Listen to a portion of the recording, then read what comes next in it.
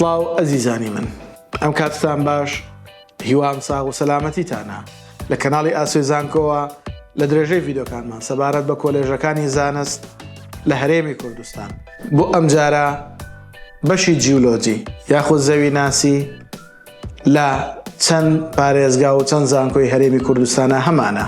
کەمترین کۆنمرە وەرگیراوەکانی بە زانکۆڵاین و پاراڵێل چەندن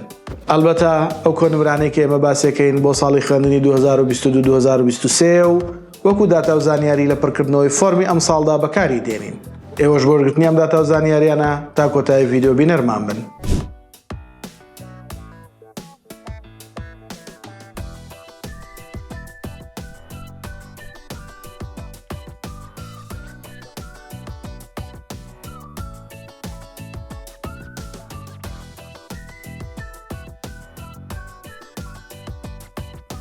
بە هیوای ئەوەی ئەو کۆنمرانەی بۆ ئێوە باسمان کرد جێگەی سوود و ڕەزامەندیتان بێت ئێوەش لایک، کۆمنت، سەبسکرایبی کەناڵ لە یاد مەکەن و هاوڕێیانیشتان لە کەناڵەکەمان بێبەش مەکەن.